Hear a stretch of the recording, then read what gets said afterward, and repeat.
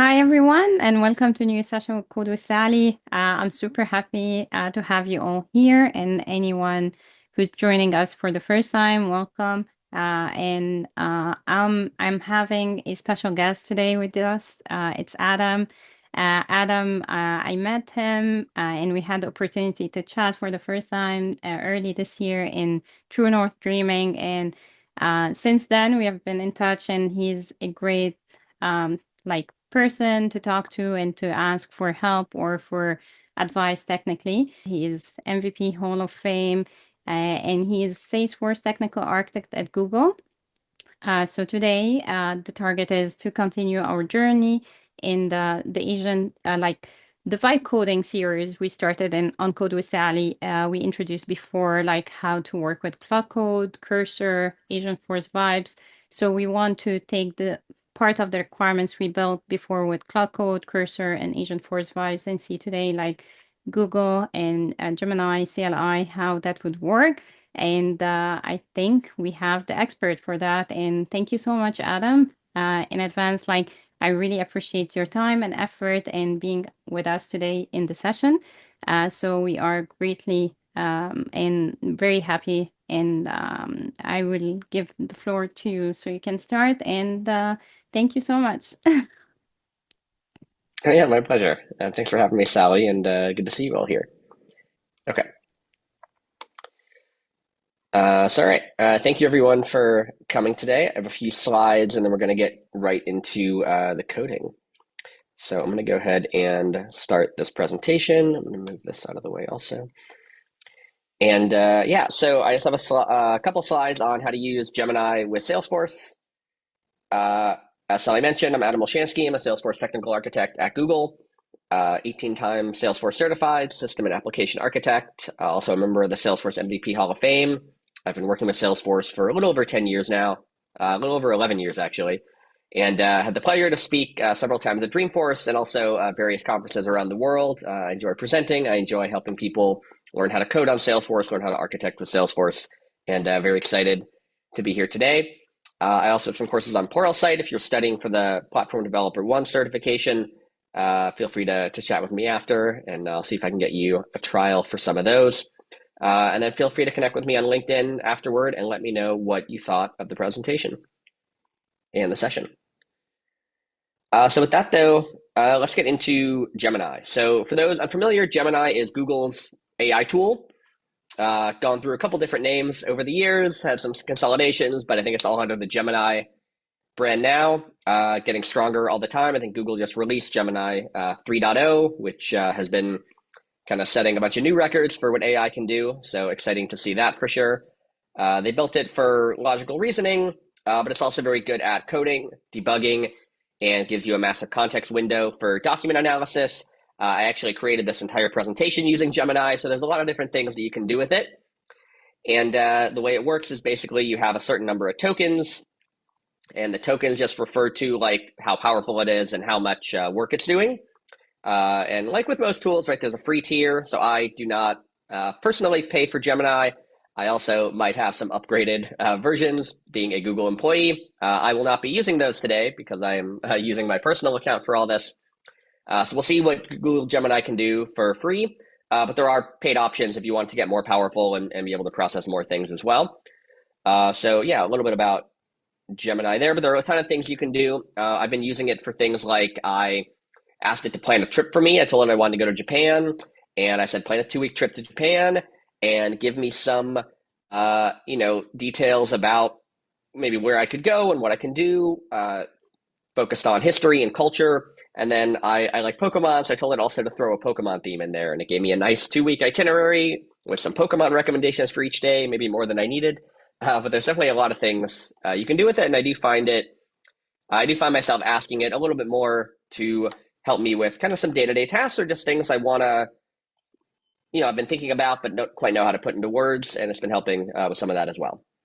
But again, today we're going to be focused on Gemini coding, specifically coding on the Salesforce platform. And a couple things I want to talk about where I have found Gemini to be helpful. So our team's been using Gemini for a little while now with Salesforce. And here are a couple things we found. So for us, it's really great when you have kind of a design in mind and just want to go build it, right? So you can give it your maybe a document saying, here's what I want to build. You can give it a specific spec. Hey, here's exactly what I want it to do. Now go make it do that. And so if you have a design in mind, the architecture in place already, and can give it kind of the boilerplate, how things should work, it's great. I've even exported like a Google Doc to a PDF, put the PDF into my code files and told it, hey, go read this PDF and build this application. And it can do that as well. So when you have a starting point and give it a bunch of context, it's great at kind of building stuff. It's very good at generating Lightning Web Components, very good at writing Apex. I've even gotten it to build flows before, although I will get to a little more about flows in a minute. But I basically told it, hey, give me a flow on the opportunity object that updates the amount field when opportunities are created. And it was able to build the simple flow perfectly. More complex flows, a little up in the air. I don't build flows that often, but I did find it very helpful to build simple flows. And again, I can write a sentence to build a flow instead of having to go in and make 50 different clicks. It also works well, again, when you give it context and you give it examples. So if there are existing patterns in your code base you want it to follow, or development standards you want it to follow, for example, I have a trigger pattern. I can tell it, hey, go build me a new trigger and use this trigger as an example. Go build me a new Apex test and use this other Apex test as an example. I want you to follow the mocking patterns here. I want you to follow the assert class, assert statements here. Instead of wanting you to use the test setup method, I want you to do it a different way. And so if you give it some context and say, build me something that's exactly like this other file, it's pretty good at that. If you don't give it the context, sometimes it'll be pretty helpful. Sometimes it'll kind of go off and make up its own mind about what it wants to do, and you have to course correct a little bit. And with that, a little bit about some of the... My Google Home, I think, woke up by mistake. But some of the limitations where Gemini maybe isn't quite as helpful, these are going to be things like when you're trying to process too much information at once. So I was trying to tell it to update, add some new fields that I created to a profile, which is very straightforward to do in the UI and really isn't that complicated to do in the actual XML file of the profile. It just is kind of tedious. I think our system admin profile is like 65,000 lines long because it has every different field and every object and every class. And unfortunately, Gemini is not great at doing that just because it has to parse 65,000 lines of XML. And that's a lot for it. And it's going to max out how many tokens you're using and your limitations. And so when it's super complex like that, or it's just a super long file, it's not really great at helping you there. So Salesforce profiles, I found it not helpful with. FlexiPages also. FlexiPages, if you tried to update them in Lightning App Builder, is very easy. If you tried to update them via the code, again, it's an XML file. It's very complicated. It's very intricate. Everything has to be in a precise, spot. There's a bunch of tags that no one really knows what they do. And I have found Gemini is not very good at figuring it out necessarily. I've tried to get it to update FlexiPages before, and it'll put something in the wrong spot or it'll miss something and it just kind of, keeps failing. Sometimes it'll just give up and say, sorry, I can't do it. You have to do it yourself. So FlexiPages, maybe not so much. I'd also say complex flows in the same vein. If they're pretty complex, very large XML files, I don't know that Gemini is going to be the best for updating those.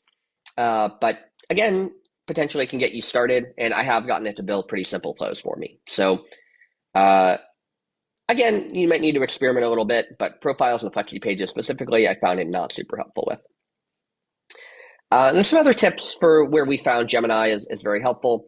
And for using Gemini in general, right? Gemini, the way we kind of think about it, you may have heard this with different AI tools as well. It's like a very smart intern that doesn't really know what they're doing, right? So if you tell it what they need to do, they can do a pretty good job, but they're just kind of going to, spit something out and you're going to have to maybe double check their work, right? So make sure when you are generating code with Gemini, you are doing rigorous code reviews. Never trust the output blindly. And so some of those are just standard code reviews, making sure they're, doing security and bulkification. Sometimes if it spells things wrong and can't deploy something, it can self-correct. But again, if it's not using the pattern you want it to use, or it's, not naming things properly, you might have to correct it a little bit. So make sure you're doing code reviews and treat it like any code you'd write. But it is great at getting you started and getting a bunch of stuff there. Again, as I mentioned, example-driven prompting. So if I can give it examples for triggers, test classes, methods, how I want things to work, how things work already in my org, it does a great job at replicating that. So that's very helpful as well, giving it that context and giving it those examples.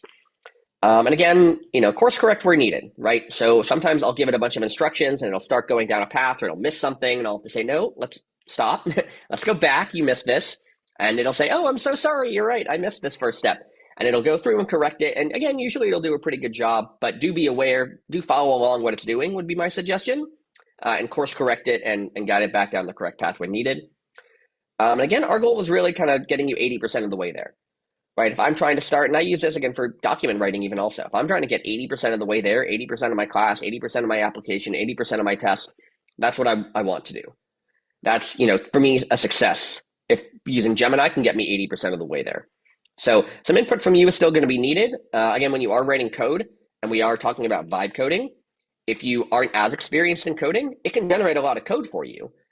But I think some of the difference is going to be, knowing, okay, is the code what I want it to do? Is the code meeting the rest of the code in my org? Does the code work? How do I fix the code? How do I tell it to course correct? That's where some of the skill and experience is going to come into play. But again, a great starting point, and hopefully can level people up and lower the barrier to entry for writing code. Okay. So with that, again, I generated this entire slide deck using Gemini. I gave it this doc saying, hey, I want, here's 5 slides, a couple bullet points, and then I told it generate a slide deck based on this, and this is what it gave me. So again, if you need to create a presentation in a Flash, great at that too. But again, needs a little bit of context. But you'll notice for even, I think in my prompt, I just told it, I didn't even give it information about what Gemini is, and I told it just put some information about what Gemini is. And it came up with some pretty good things, I would say. So overall today, we're going to be using the Gemini command line interface, the Gemini CLI. Google has uploaded it to their Google Gemini GitHub if you are interested. A lot of different things the CLI can do. Again, we're going to be focused on using it with Salesforce today. Again, there's some information about how many requests you can make, 60 requests a minute, 1,000 requests per day. So again, should be fine. Even with my testing this out a little bit more last night, I think we should still be good. Right now, they are on the previous model, Gemini 2.5 Pro. Again, still very powerful. Gemini 3 is even better, and eventually I think that'll make its way here. A bunch of built-in tools and support for model context protocol. So for those unfamiliar with MCP, it's a new standard developed by Anthropic, the makers of Claude, to basically work with AIs. And so if anyone's familiar with how APIs work, it allows different systems to talk to each other. MCP is kind of like APIs for AI. It allows different AIs to talk to each other. So right now with an API, right, if Sally's building a system, she has to give me her API so I know what her system can do. With MCPs, if Sally sets up an MCP for her system, I can just ask the MCP, what can you do? And Sally doesn't have to tell me every time she makes a change. The MCP is going to be able to get that information for me. Or sorry, using MCP is going to be able to get that information for me. So we're not going to be using MCP specifically today. But again, you can set up your own MCP server and do a bunch of extra stuff with it if you want to as well. We are going to be working on the terminal, but I will show you some options if you're not a huge fan of the terminal. Some prereqs also. So I can share this link after, information how to install it and stuff like that. Another thing we're not going to be getting into today, but that, again, is good to know about an option. You may have seen if you watched some of Sally's other videos on this. A lot of the AI tools have slash commands that you can do things out of the box. Gemini is no different. You can even build your own slash commands.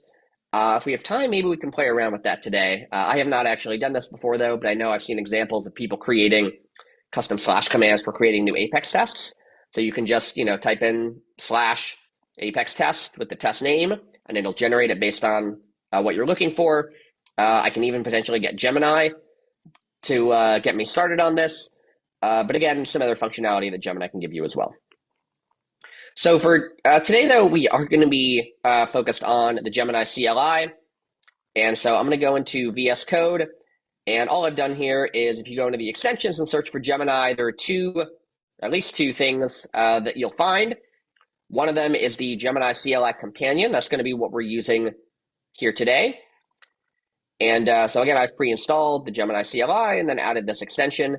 The other one that we're not going to be using, but is also available, is the Gemini Code Assist extension. And this one, again, we'll open up a little Gemini thing here in VS Code. And I can, it's kind of similar to what you do if you went to gemini.google.com. It'll have, basically it's Gemini in your VS Code. And it'll have some information in here and you can, use it to talk to Gemini. I have not used this recently. When I was using it about a month or two ago, it was a little bit buggy. So our team kind of switched over to the CLI, and that's been working a lot better. But again, if you're more comfortable with the Code Assist extension, it should be pretty similar. So I'm going to make that go away now. When I do install the Gemini CLI, a couple things you might have to do. So first, when you are getting started, it'll ask you if you want to connect Visual Studio Code to Gemini, and you'll say yes. And then they'll ask you how you want to authenticate. If you have an API key, if you're using the Vertex, or you have an API key from doing some stuff in AI Studio, you might have an API key you can apply here. I just logged in with Google, my regular Gmail account. No, additional functionality. I'm not building anything right now in AI Studio for personal use. But again, a couple different options depending on how you want to sign in. And I believe that was all I needed to do to actually get started with this. So with that, let's go ahead and get into our CLI. Okay, so the first thing I'm going to do is I just am in my terminal prompt here in VS Code, and let me know if I need to make this a little bit bigger. But I'm just going to type in Gemini, and it should launch the Gemini CLI. Okay. And so this thing pops up, Gemini has some tips for getting started. Again, ask questions, edit files, run commands, be specific for your best results, create Gemini.md files, metadata files to customize your interactions, and again, a bunch of slash commands, including help, if you want more information there. For now, I'm going to show you what I've done so far, though. So what you can do, again, you can customize how you want it to work. So I created a folder called Gemini. I think you can create it, whatever folder name you want. And I added something called apextest.md. And apextest.md is just some basically instructions for writing test classes. So if I want, I can tell it when it's writing a test class, go reference this file I gave you for more information. And so again, this just says make sure you're using assert statements instead of system.assert equals. But you can add this in there for Apex classes, for LWC, basically for anything you want, just to give it more information. You can give it examples. But again, a great way to kind of augment for your own personal use how you want Gemini to work. So I have that in there. And the other thing I've added in here is the same requirements doc I think we've been using for all of the other AI tools. So I'm going to make this a little bit bigger, actually. And I'm going to walk through what our requirements are. I'm actually going to drag this up here so it's a little bit bigger. Sometimes I put it off to the side, but with minimal screen real estate, I found I like having it in its own little tab within VS Code here. Okay, so our use case today, again, okay. So our use case, we're going to be, if you've seen any of the other videos, they should be the same requirements doc I think everybody was using, but we're going to be kind of upgrading how tasks work in Salesforce. And so our Salesforce users have complained native Salesforce task management is ugly and inefficient. So we want to create a custom component that should address the following requirements. We want to implement a Lightning Web component. We want it to be available on the Salesforce Home tab. Any open tasks should be displayed in a compact and concise list. Each task row should include the subject, priority, and due date. We want to have 2 button icons, one to update the due date to tomorrow and one to complete the task. And we want to group the records into a couple different areas. So we want to group them into if they're overdue, if they're due today, tomorrow, this week, next week, and later. And we have a couple different phases we want it to follow here. So we want to start off by kind of asking any clarifying questions that it has. We want to do a little UI prototyping and create kind of a mock-up of the web component just so we can see how it looks. And then we can go ahead and implement our logic. That's going to give us things like a get tasks method. So again, we are explicitly telling it how we want it to work. I want a method called get tasks. I'm telling it exactly what I want it to return. And then I'm telling it how it should work, right? Look up all the tasks that are assigned to the current user and group them into these different groups. I have another method here called close task. All right, I'm going to give it a task ID, and it's going to return a Boolean, true or false, and then it's going to set the task status to completed, This is a typo here, should be status, and if successful, return true. And then we also want a method here, defer task, which is going to set the due date to tomorrow, and also a reminder to create the XML file corresponding to each new class. And again, as you start using this, you'll notice what it forgets to do, what it remembers to do. This is a big one because I often find it does forget to create the XML file, which is needed for deployment. If you don't include this note in there, you might have to tell it to do that later. But within our phase 3, we want to create the class and method stubs and then implement the logic. We have our test class. We want to create a few test methods. Then we're going to create a script that's going to populate some kind of task records for us to work with. And then lastly, we're going to move from our dummy data and our dummy setup in our Lightning Web Component to actually use the Apex we've created. I'm telling it should be done one step at a time and ask clarifying questions when needed. All right, so with that, I'm going to go ahead and see if I can get started on this here. And I'm just going to start off and say, please look at the file called Gemini requirements.md and start building this application. I will also note I have done this a few times on my own. Every time I've done it, it ends up a little bit differently. So we'll see if we can get it to work today and course correct where we need to. The other thing I will note, and I think a few others have mentioned this as well, when we're writing code and we're building things, we're always kind of active and doing something. With Gemini, there's a little bit of downtime here and there. And it's not quite enough downtime to do a whole nother task, but it's enough where you're kind of twiddling your thumbs and waiting a few seconds here. So sometimes it'll be a few seconds, sometimes it'll be up to a minute or two. So you see it's kind of already started. It's saying I cannot find a file called Gemini requirements. Probably because I am in the wrong directory. So we're going to see if it can find it itself. If not, I'm going to have to go tell it where the file is. I'm unable to access the file with a specific path. Could you provide the content? So I'm not going to do that. Can you look for the file in the parent directory? So sometimes it asks me to do things myself, and I tell it to try again with some more direction. So again, once it finds the file, it's going to be pretty helpful. But until then, it's just a little bit lost. And again, I might have to go, okay, no, hang on, let's go see if we can find it here. So if we go into, okay, it's looking in Force App main default. So what I'm going to do for now, I'm just going to make it easier and move this into Force App main default. Okay, so actually I'm going to do it this way because this is going to be faster. So I'm going to go to Gemini demo, and I'm just going to Force App main default. I'm going to drag my requirements.md file into Force App, drag it into main, and drag it into default. Come on. Okay, drag it from here, Force App.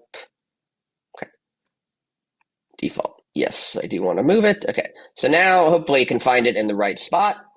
I moved the file into the directory. Okay.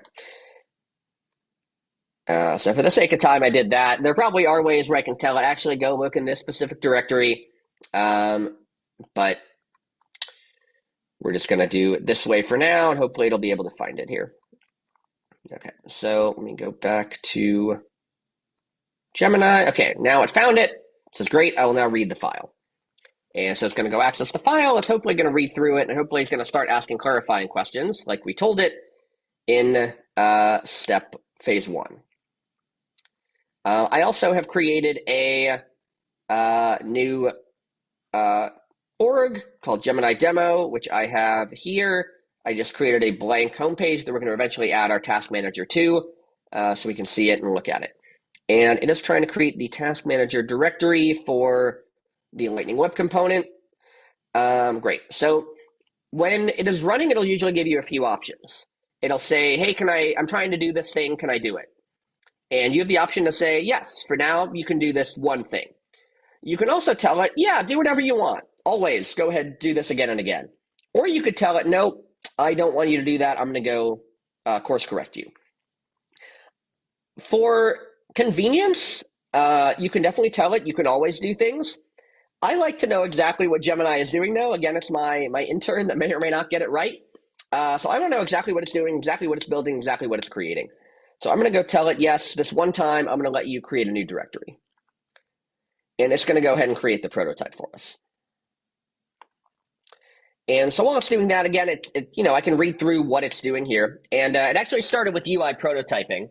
And I actually forgot to tell it to go back and ask some clarifying questions. So once it does this, I'm going to tell it to go back and do just that.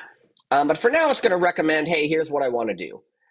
And in the Gemini window, it'll also show it here. Sometimes I like viewing it, depending on how many lines it is.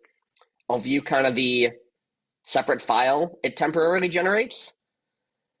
And then we're going to have it go back and ask some clarifying questions eventually. But for now, it's trying to create the Task Manager UI. So again, it's doing a bunch of stuff here. I don't like this window quite as much, so I'm going to see exactly what it's doing. It's going in and creating a new Task Manager, LWC. It's adding some stuff here under task groups. It's saying for each task, display the subject, priority, due date. And then we're going to have a few icon names, one for handle complete and one for handle defer, right? Those are our two actions we wanted to add it, and that's the end of the component. So that HTML seems to look okay, so I'll let it create that. And now it's going to go in and try to create the JavaScript file and the XML file. And I think the first thing we told it for JavaScript, if we remember here, we're just prototyping. So I think we're giving it some sample records so we can iterate on the design. So we don't need it to work right now. We just want to see what it looks like so we can tweak the UI if we need to. And it's going in and saying, okay, now I'll go create the Task Manager JS file, include the sample data. And again, we see some hard-coded sample data we're going to get rid of later that we're just having in there for now. And again, just some boilerplate methods we're going to stub out for now that we can add to later. So again, this seems to look okay. I'm going to go ahead and allow that. And then we'll let it create the XML file, and then we'll go back to step one. Any questions so far on how it's creating these files or what it's doing here? There is some questions in the chat, Adam. So, Yeah. Okay. Sorry, I see it's 7 new messages, but seem to not scroll down. Okay. If using free, does Gemini learn your tone and do you need to create long prompts to understand exactly what you need in Salesforce? I think the more context, the better. My prompts usually are not very long unless I'm giving it an example. I'll tell it, hey, using this exact test, create a test class like that. But even then, it's not super long. There are additional settings you can add. And again, there are additional metadata files you can add to give it more information about how you want it to build things. In terms of the tone, I think the tone is usually more helpful when I'm writing a document, less so in writing code, because there's not usually a ton of tone in the code. If I'm crafting an error message, then maybe I might tell it, make it a friendly error message, make it a firm error message. And again, usually what I like to do is I kind of want it to think for itself. And so I'll tell it, create me an error message, and then it'll decide if I like it or not and tweak it if I need to. Like giving Salesforce documentation URL link in Gemini. So yeah, so I've given it no documentation about how Salesforce works. I have not given it any URL about my Salesforce org. Because it's in VS Code, it knows my default org. So when I tell it to deploy later, it'll know what org to deploy it to. But I have not given it any additional information about Salesforce. Is MCP free? I believe you should be able to use MCP for free, but again, I think there will be limitations on how much you can do with it per day.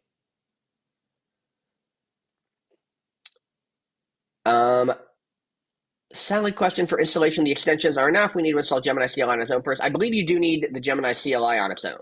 So I think in GitHub, it mentioned like prerequisites. You need to, so you need Node, you need an operating system. You can install the CLI, and then once you have the CLI, in VS Code, I added the CLI companion. So I think it is assuming the CLI is already downloaded, and I'm granting it access to what I have in VS Code. So it pairs with the CLI. So you do need the CLI first, though. So I am using the free Gemini CLI right now. So I have not paid for anything on my personal device or personal information. Why can I not find it? It just has access to one file. Yeah, I think because before I did this, I moved into my Force app main default directory because that's where I set up my Git so it could track how many files were being created. So I think I confused it. But again, I can tell it look in a different directory, or I can move to a different directory. Okay, and the API version is 58. When you put the MD file as a rule to correct the API version, why did we did rule file in Agentforce Vibes for that? Yes, great question. It was doing this yesterday also. I don't know why it's picking version 58. I forgot to add a comment to tell it to do 65. So I'm just going to let it create 58 for now, and then I'm going to change them all later. But yes, that is a good question. We could also probably give it a rule that says, hey, whatever the package.xml version is, make sure that is our version for all of our files as well. But we do see it is creating it as true. We do see it's enabling it for home pages as we requested. Again, when I did this yesterday, it did not add app page and record page. I don't know why it's choosing to add them now. So sometimes it works a little bit differently each time, but overall the file looks good. So I'm going to let it go ahead and create this.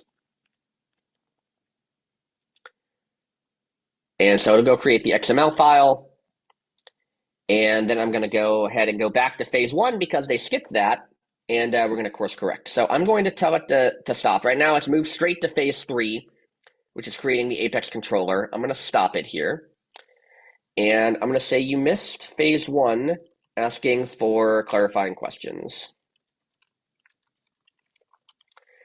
So, sometimes I personally like to just dive right in and start coding. I think Gemini was the same way. And set a note correcting the approach, reviewing the gaps, and it's going to say, oh, you are absolutely right. My apologies, right? It's very apologetic when you have to correct it. Here are some questions to ensure I fully understand. So it's asking me a few questions here. So number one is, how should overdue task be defined? Is it just activity date less than today? So for number one, I'm going to say yes. This week and next week. For this week, do we refer to the current calendar week, Sunday to Saturday, or the next 7 days from today? And similarly for next week, is it the calendar week following the current one, or the 7 days after this week? This week refers to the current calendar week, and next week is the one after. Okay. Later grouping logic, what defines later? Anything beyond next week? Yes. Task fields for display besides subject, priority, and due date. Are there any other standard task fields that should be displayed? I think that's good for now. I'm going to say no. And a Salesforce activity date is a date field. Should we assume all tasks are due at the end of the day, or is there any consideration for time that might affect today versus overdue? I'm going to say no. Okay, so it's going to take this into account when it's building. And then I'm also actually going to have it deploy what it has so far, just so we can see what it looks like if we want to make any major changes, or we can go proceed to phase 3 and adding the logic. And I think, again, it's going to just dive right in and say, oh, great, I'm done with phase 1. Let's move on to phase 3. Thank you for the clarifications. I'm going to proceed with phase 3. I'm going to tell it to stop a second. Can you deploy the LWC first so I can see what it looks like? And so we're going to deploy it to our org. And then we're going to put it on the Flexi page. Again, Gemini is not super great with Flexi pages. So we're going to manually add that ourselves. And then we're going to proceed with the Apex and the rest of our project here. All right, while it is trying to figure out how to deploy it, I see another question here. Can we pass exception email directly to Gemini as content to auto-fix the failed dependencies with Git actions? How do you design this automation configurable enough for multi-orgs? An exception email directly to Gemini. So as you see, I've uploaded this MD file. I've uploaded PDFs before. So you should be able to put the file in your repo and tell it, hey, can you go look at this file? And give it some instructions there.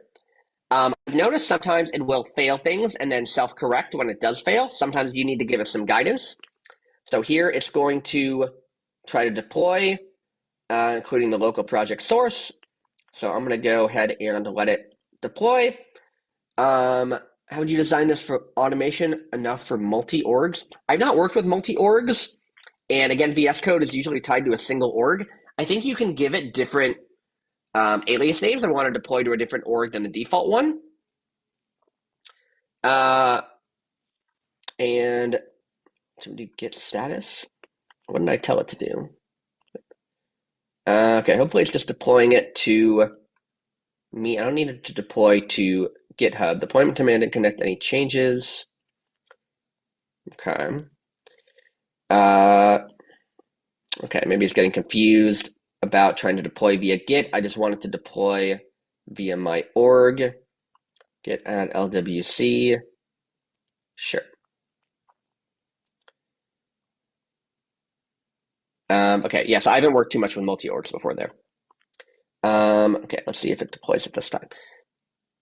A question from Sally, would it be better when working with Gemini to give the requirements and phases ourselves so it does not jump ahead?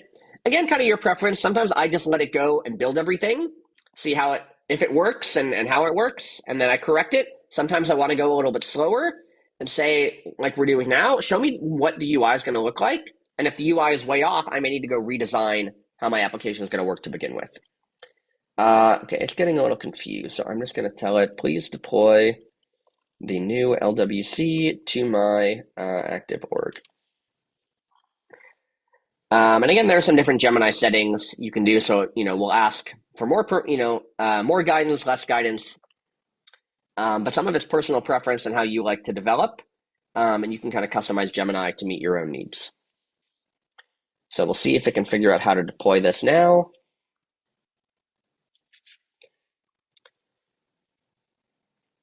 And if not, I might have to give it the command here. I usually prefer deploying manually as with Agentforce Vibes so I don't consume the 50 API requests. Do you rely on Gemini for deployments? Yeah, because I don't think we have a deployment limit with Gemini. I think we just have a request limit. It's like 1,000 per day. So I'm usually not running into that. So I usually do, if it'll tell me to run a command, I'll tell Gemini to run it itself. So I don't have to run the command.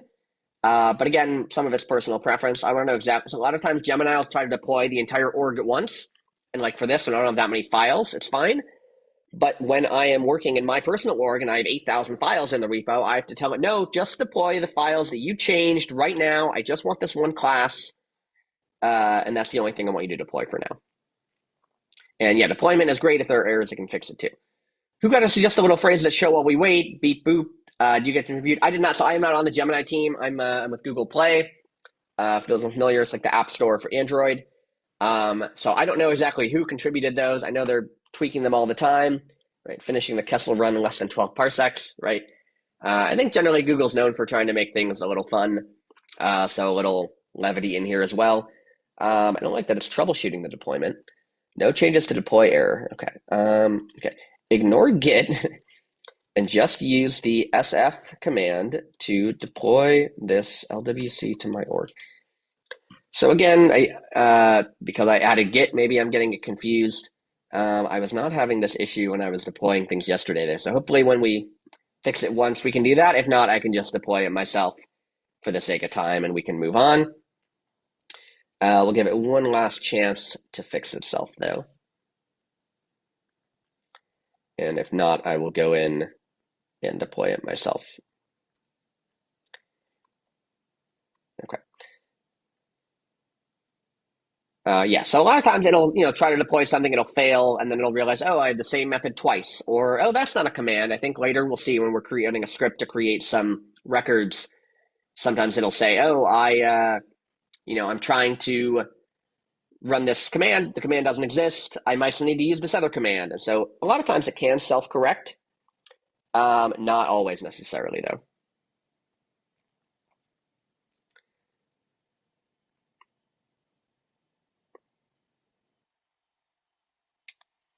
And okay, I'm still waiting here. So I want to give it like another 20 seconds to figure out what it needs to do.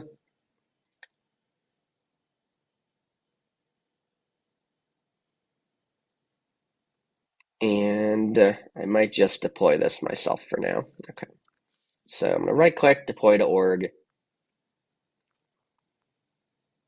Okay. So I'm not quite sure what Gemini was doing here. But let's go add this to our task manager and we'll see what it looks like here. So I'm going to go ahead and edit the page. Okay, so finally it figured out what it needs to do to deploy it. We can, while we're adding it, we'll see if it can actually successfully deploy it. But because we already have it here, I'm just going to go ahead and add our task manager in here. We're going to save it. Okay, and it looks like it did that and moved straight to the next step, which is great. So it successfully deployed it. Okay, so it did figure it out eventually, and then moved on to phase 3A, the controller class. Before we look at what it did for the controller class, let's just take a look at what it is doing here with our UI. It's okay. Could be a little bit better. Probably some tweaks we can make to it. For the second time, I'm going to keep going, and then we might add it to tweak some things a little bit later. Yes, exactly. Live demos with AI are always so fun. I've gotten it to build this a couple different times. Yesterday, when I did it, the UI looked like this, which I kind of like a little better, to be honest. The last time I did it, I don't know if I can pull that org up. No, I don't have that handy right now. But it looked a little bit different the other time I did it also. So every time a little bit different. But more or less, this is kind of what we want, I guess. But we are going to hopefully be able to make this UI look a little bit better later. But for now, let's move on to our Apex. And okay, so it's creating the task manager class. And again, it's adding in the methods I told it: get tasks, close task, defer task. It knows it's going to implement the logic in phase 3B. So it's just the shell of the Apex class right now. So that looks good. So I'm going to allow it. Would it accept images to ask to fix the UI? In theory, yes. The first time I gave it an image, it told me it couldn't read it. Yesterday, when I told it to, it didn't say anything, so I don't know if it read it or not. So it might be something we can experiment with. We can try that, actually. Give it a screenshot of the UI and tell it what we think is wrong and see if it can fix it. But for now, we're just adding the XML in here.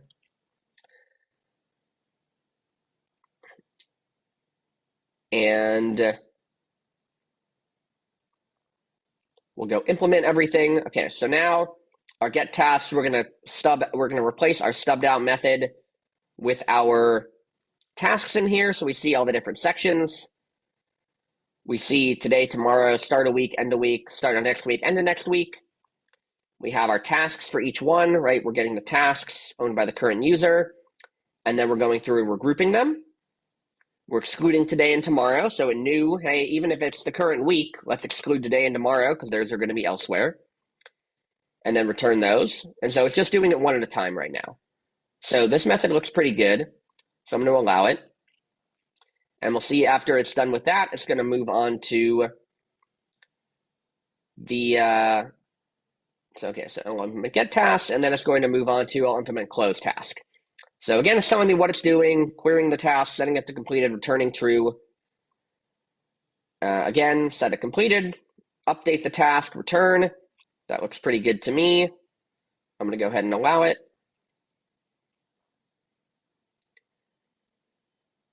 Do you find usually using LWC components or more HTML tags? I think a little bit of both. Usually, I think we might have told it use standard Salesforce LWC tags where possible. But again, we can kind of give it some more information if we want to go in one direction or the other. For the first task, we're setting the date to tomorrow. We're updating it. So that looks good too. And after that, okay, phase 3B is complete. Now I'm going to move on to the test class as part of phase 4. So again, we have a method for get tasks. It is very confused now. System.assert is true. System.assert are equal. I think this might work even with system.assert. But I don't know that we need the system dot, but it might work even with that. For the sake of time, I'm going to let it go, though. But again, we might have to tell it to tweak that later if those tests start failing. And again, it's giving me the wrong API version, but we'll just have it correct everything later. So I'm going to allow it for now. And we're going to move on to phase 5, which is going to be, I believe, so I didn't even have to tell it, and it says I use system.assert instead of assert. I'll correct this by reading the file and replacing it. So it's going to replace all the system.assert with asserts. So I didn't even have to tell it, and it knew it made a mistake. So again, sometimes you need to course correct it. Sometimes it'll realize it itself. I see another question. Any future plan if we accept the changes right from the change component? So I think you're asking me is if I accept the changes now, can I go back and change it later? And the answer is yes. So I'm letting it do whatever it wants for now. And then later I'm going to go back and say, hey, I actually didn't want you to do that. I want you to do it a little bit differently. Usually I like to let it go on its own. Sometimes it thinks of new approaches. Sometimes I just want to see if it can correct itself without me having to tell it, even if it's wrong, and not correct it every time. Sometimes if it's going really far off, I will say, no, you need to go back to how we were doing it previously and how I told you to do it originally. But again, it kind of depends on how far off the path it's going there. Okay, so now it's saying, let me get rid of all the system.assert statements and replace them with assert, which is what I told it to do to begin with. So perfect. Let's go ahead and accept that. And it tried replacing 17. It found 23, so it had to correct itself again. So again, usually it does a decent job, I think, of correcting itself.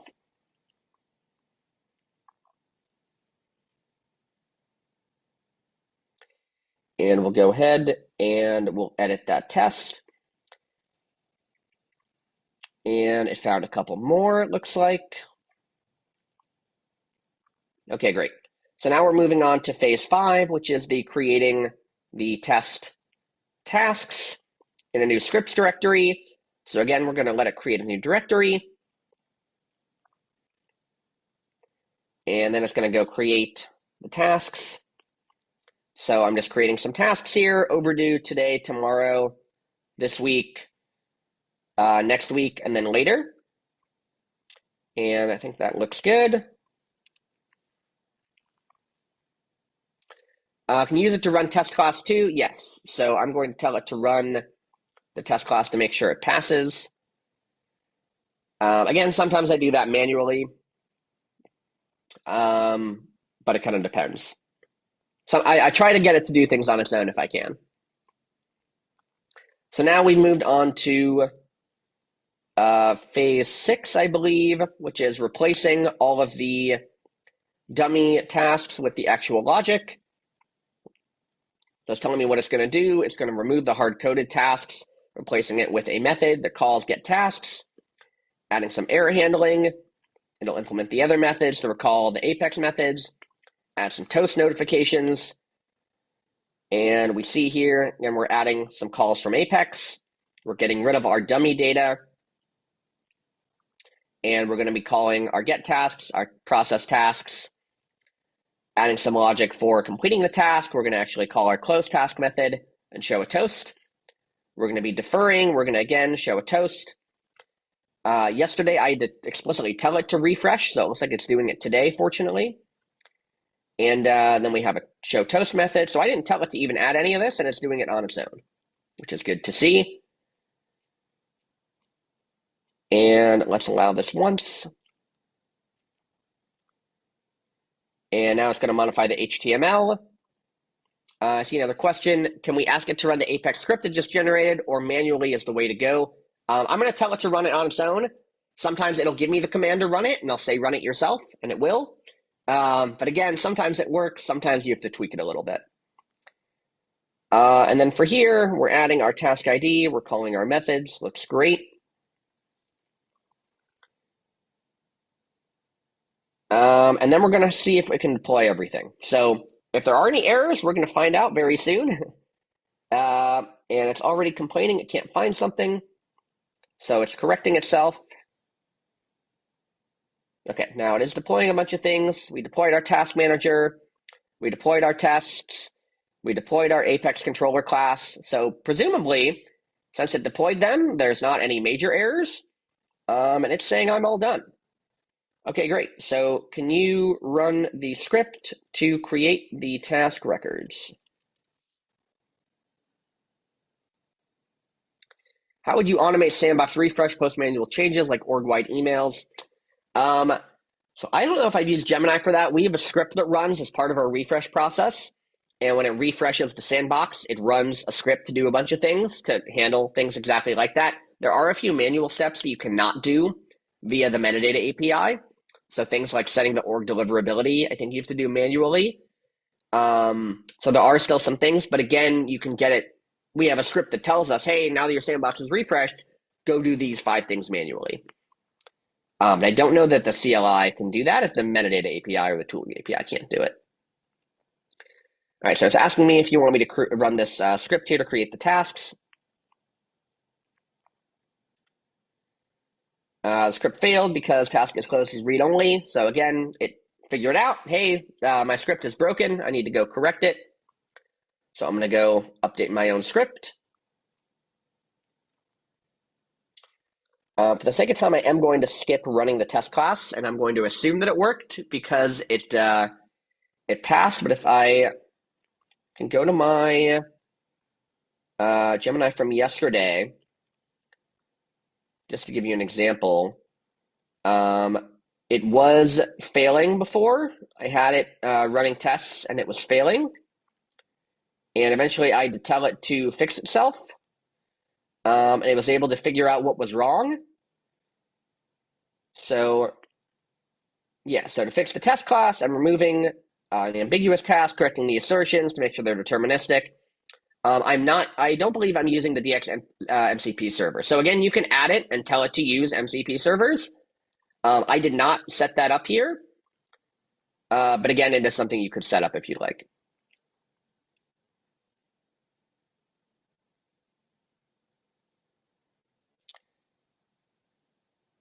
I think I deployed it. So while it deployed it, I don't think there's any tests or tasks right now because it hasn't run the script yet.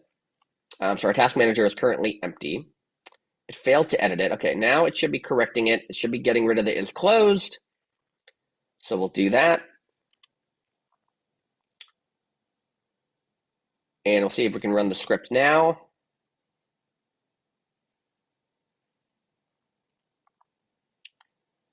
Any other questions about what we've built so far here, though? Not about what you're building, but I always tell people when they join the vibe coding sessions that it's not for replacing developers. It's not replacing our knowledge. Because I saw also because I'm teaching Apex, like people who are starting, sometimes they think like, okay, now I don't need to learn. In my opinion, I keep saying, and I want to know your opinion, it's not a replacement to our knowledge or our development skills. It's there to make us work faster, more efficient, like repetitive tasks, stuff like that. Like we can use it to accelerate, but like we still need the knowledge to be able to give the right prompt to judge the output it generate, and if there is an error, we can troubleshoot. Like sometimes it can go in a loop, trying to fix it, doesn't fix it, try to do something else and doesn't fix. And sometimes you have to stop it and maybe just do it yourself. So I don't know if like you agree with that, Adam, or you have a different opinion. Yeah, I would say it makes me a lot faster. We were able to build this in half an hour, and that was kind of stopping and explaining things along the way. And again, there's some, right, yesterday when I built this, it looked a little bit nicer. So I don't know what it did today necessarily. So we potentially can and have it correct that a little bit. But again, it got me a whole application in half an hour. And so could I have gone through and figured out how to do this myself? Probably. But I can also spend my time optimizing the UI, right? I could have given it the metadata file and told it just build this whole thing yourself, gone to lunch, right? Let it, deploy on its own maybe, and come back and seen where it is. But yeah, so I think it helps people move a lot faster. The other thing our team is doing, we're starting to develop off Salesforce a little bit and using Gemini to say, hey, can I build in Kotlin? Can I build in TypeScript? I don't know those languages, but I know how to code. But now I have additional skills because of that. Maybe I'm not super strong in LWC. Maybe I'm not super strong with JavaScript, and I can have it, again, get me 80% of the way there. Obviously, this isn't lining up. This isn't great. So I do need to make some tweaks to it. But again, it's gotten me 80% of the way there in a short amount of time. So instead of me taking a day or two to build this application, it built it for me in half an hour. And so I can potentially complete this task, and we see the task is completed. I can defer this week's task 1, which is overdue for some reason, and it'll move it into tomorrow, right? So the application is working. It doesn't, it could look a little bit better, obviously, but we were able to get it to work. So I think it is up-leveling people's skills. I would agree, Sally, that it's not replacing people. I think it's making developers stronger, and it's allowing people who don't necessarily have strong developer skills to be stronger developers. So all the people you're teaching how to code, if they know how to code, they can now build this entire application, right? I didn't necessarily need to know a ton about code. I needed to know a little bit what it's doing and understand what it's doing when it's building things. But if I know a little bit about code, I could build this entire application as a new person, a new developer, just as fast as me, an experienced developer. And so, I'll be able to tell it a little bit more about how I want it to go and how I want the methods to work. But definitely up leveling, I think, everybody, both new developers and experienced developers.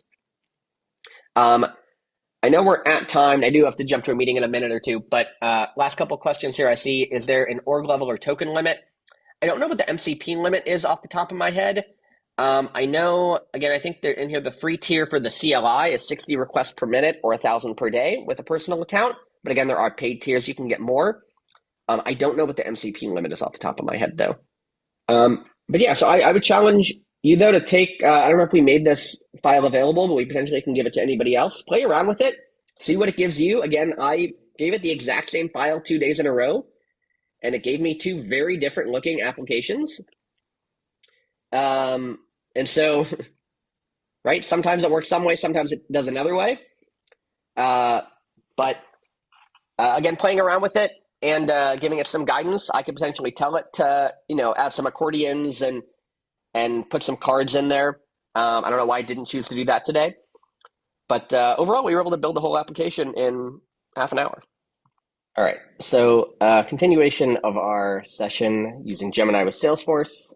If you've made it this far, you may remember that we accidentally, or at least Gemini accidentally created all the API versions as version 58 instead of version 65. And our UI is functional, but it could be improved, we'll see. So let's see if we can update the API versions and then get Gemini to clean up the UI. So the first thing I'm going to do is, can you upgrade all the API versions to the most current version? And we'll see if it'll be smart enough to detect, hopefully in my package.xml or package.xml, it should say that we're on version 65. So it found 3 API files. The current version is 58. I'll search the web for the latest API version. Well, that's fine too. Sorry, the project.sfdx project.json is version 65. So that's maybe what we could have pointed it to. We'll see what it finds on its own.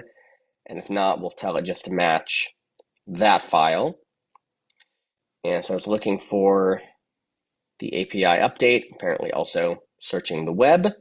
So we will see what it comes up with here. And then once we figure out those 3 files, while it's doing that, I'm going to create a screenshot of this task manager here. And I'm going to add the screenshot to our repo. See if it can read the screenshot. If not, we may have to tell it exactly what to do. It found version 60, which is also not what we want though. So, okay, let's go in and find our Gemini Go here. It's here. No. Can you use the version in the sfdx project.json? Yes, .json file instead. So we'll see if I can find that. And then I am going to add my screenshot into my repo here. And let's rename the screenshot current UI. Okay. And now I should see in my repo, I have a screenshot somewhere here called currentui.png. And again, this is going to be a screenshot of the current UI looking a little subpar. And if it can't read that file, we'll just explicitly tell it, just upgraded to 65.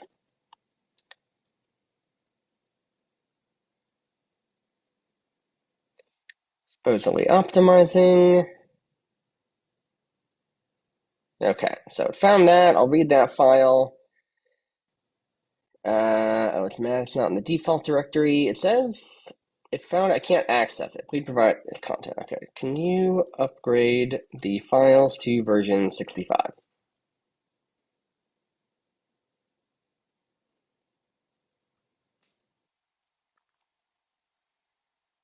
Okay, great. And so that's exactly what we want. 58 to 65 in our class. Yes, we'll have it do the test class, and then we'll have it do the WC as well. Test class, perfect. Looks good.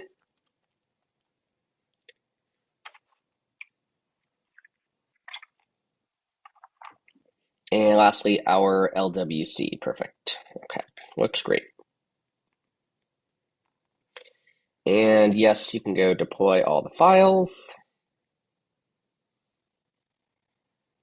And now everything should be version 65. Okay, great. Okay, can you look at the current UI.png file and try to make everything look more aligned? Also, potentially add accordions to separate out the categories.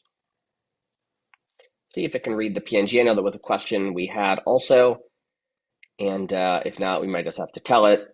Things aren't looking very aligned here.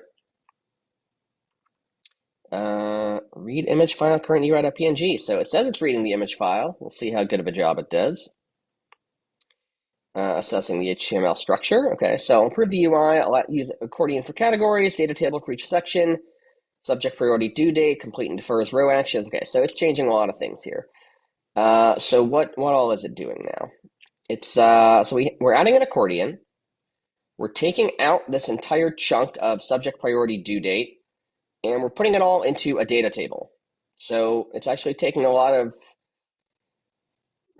maybe code using HTML tags, and it's putting it into Salesforce tags. I know that was a question we had yesterday. Also, to use Salesforce or HTML tags more. It looks like it was using HTML tags, and now we already have base components that do a lot of this stuff, and this code is actually a lot simpler, which I like. And we're going to be putting it into columns. Presumably, we're going to have to update a columns variable, but I like this so far, so let's see if we can do that. Implement the data table. And now we're going to update the JavaScript file to define the data table columns and actions. Get rid of the actions too. Oh yeah, so on row action, we've handled row action. Okay, so yeah, so we explicitly took out the button icons also. So we're adding some actions for complete and defer. We're adding some columns, subject priority due date. We're adding the actions into our row actions. We're adding columns here, and then we're also we're getting rid of handle complete, and we're saying handle row action. For complete, call complete task. For defer, call defer task. And we're basically changing this handle complete to instead be called complete task, which is going to call close task. We're switching out handle defer to be defer task. And so we're just kind of changing how this works. I think that's fine. Maybe not how I would have done it necessarily, but seems straightforward. So let's see if that works. And now we're going to deploy this again. And so we're deploying our LWC. Looks like it updated.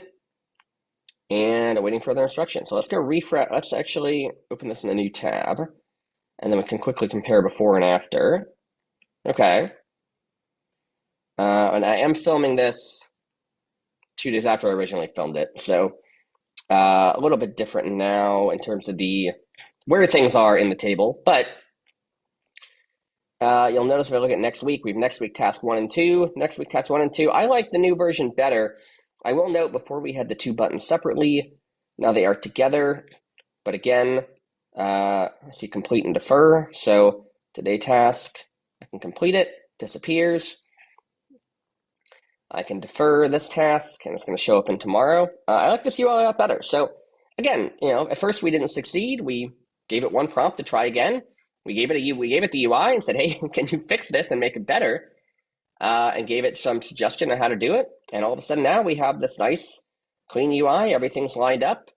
We could separate out the buttons we wanted to, but that's kind of up to our discretion. Think about a scenario, we have a bunch of actions. Maybe we don't want to have them all separate buttons, but if we want to put those buttons back in there, we could as well. So again, I think we took about 30, 40 minutes, and this was, stopping to explain everything also and answering questions. And we were able to get our entire application working. So I'm pretty happy with how this has turned out. I'm sure there's always more we could do. We could change the color, we could change other things. But I think we met all the requirements. And so I'm pretty satisfied where we are. So definitely will share some of these links. Thank you again for allowing me to come on. And looking forward to hearing about what you do with Gemini. Thank you so much. Amazing. Thank you so much, Adam. I know you have a meeting, so I want to thank you so much for your time, for the great presentation and the knowledge you shared. I'll be like using, if you can share with me the link, I will add it to the YouTube description. So if anyone wants to go and play with it, they have the link to follow. And also, if anyone is interested about like other tools, Claude Code, Cursor, Agentforce Vibes, we have the same app built with those tools, and we have the recording on the channel. You can review it. And if you have any questions, let me know, and either I will answer them myself or I will send a question to the presenter who like showed the tool, or if Adam, we have more questions for him in the future, I can try to get you answers from Adam, and you can connect with him as well on LinkedIn direct and ask your questions too. But thank you so much, Adam. It was amazing and it was great. And thank you so much for your time. And I'm sure we'll have you again with other topics and other demos and presentation to learn from you in the future on Code with Sally. So thank you so much for your time. We really appreciate it. My pleasure. Thanks, Sally. Thanks, everyone, for coming. Thank you. Bye.